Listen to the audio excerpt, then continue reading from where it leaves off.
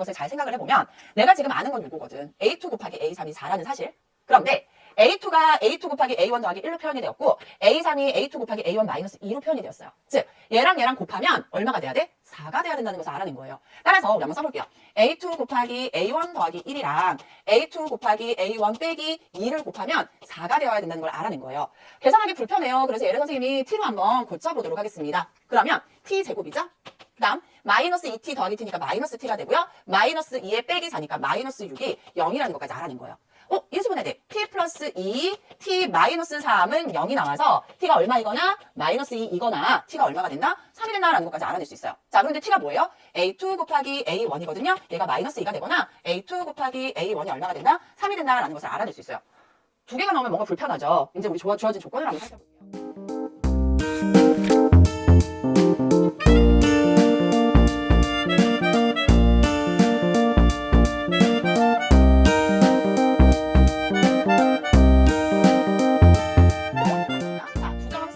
거리는 y값이 또 같아요. 그러면 x값끼리 계산해주면 되는데 a가 지금 보면은 4분의 1보다 크고 1보다 작아요. 얘를 역수치해줬죠. 따라서 a분의 1 입장에서 생각하면 역수치하면 부등방향 지금 바뀝니다. 따라서 4보다 작고 1보다 커졌어요.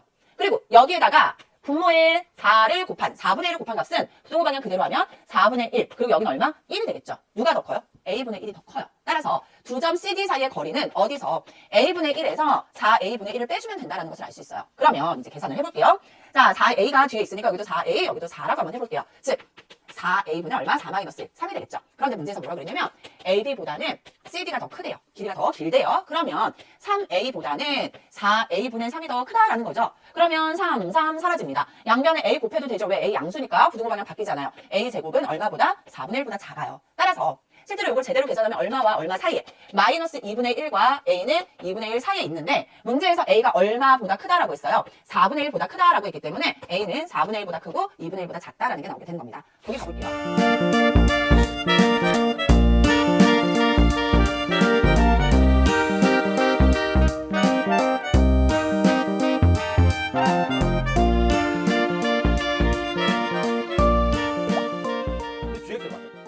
어떤 생각이 들어요? 이게 변수가 x랑 t 두 개가 있다는 것 자체가 부담스럽죠. 다시 한번 생각해 봅시다. gx예요. 뭐에 대한 함수니? x에 대한 함수예요.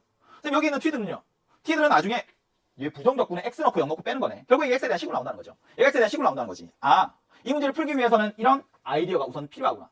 인테그랄 a부터 x까지 ftdt. 기억나요? 정적분으로 정의된 함수입니다. 얘는 ft의 부정적분 중에 하나 라지 ft라고 하면 여기에 x 넣고 a 넣고 빼는 거니까 라지 fx 빼기 라지 fa라고 생각할 수 있어요. 그래서 정적분으로 정의된 함수가 주어지는 순간 내가 해야 되는 건 항상 두 가지였어. 첫 번째, x 자리에 a를 먼저 대입을 하자. 그럼 인테그랄 a부터 a까지 ftdt가 자연스럽게 0이 되는 거 맞죠? 두 번째, 양변을 x에 대하여 미분을 하자. x에 대하여 미분하는 순간 인테그랄 a부터 x까지 ftdt는 얘는 결국 x에 대한 식이라고 그랬잖아요. 얘. x에 대해 미분하는 순간 라지 fa 없어지죠? 얘를 미분하는 순간 스몰 fx 되는 거 맞지? 그게 자연스럽잖아. 얘를 x에 대해서 미분합니다. 그럼 어떻게 되니? x가 야 비켜! t 자리에 쏙 들어가면서 얘가 fx 이런 거가 됩니다. 정적분으로 정의된 함수 알아요? 정적분으로 정의된 함수를 알면 여기서 한 단계 더 나가서 해석이 가능해지죠. gx라는 애를 다시 말해봅시다.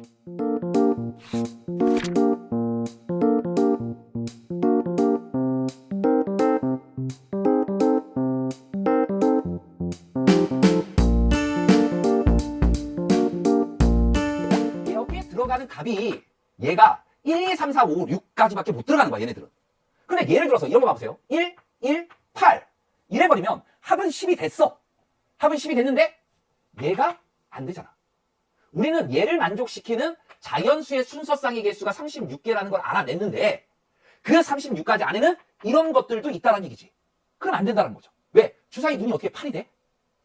그러면 안 되는 걸 생각해보자 이거야. 안 되는 거는 1, 1, 8이 나열되어 있는 건 안 될 거야. 아니 9가 나올 수 없어요. 최소가 1, 1이니까 많이 써. 그러면 8이야. 그죠? 그 다음 또 얘를 하나를 줄여. 그러면 7. 그럼 얘가 2인 거. 1, 2, 7. 얘를 나열된 것도 안 돼. 그 다음에 하나를 더 빼? 그러면 그건 다 되는 거지. 그래서 안 되는 게 이거를 나열한 것들은 안 된다는 거야. 그럼 얘를 나열한 거 같은 것이 있는 수열의 개수네요. 얘는 3팩토리알을 2팩토리알로 나눠주니까 3가지요. 얘는 3팩토리알이니까 6가지. 그래서 우리가 원하는 경우의 수는 36가지에서 9가지를 빼준 27가지가 바로 여기에 들어오는 겁니다. 27가지.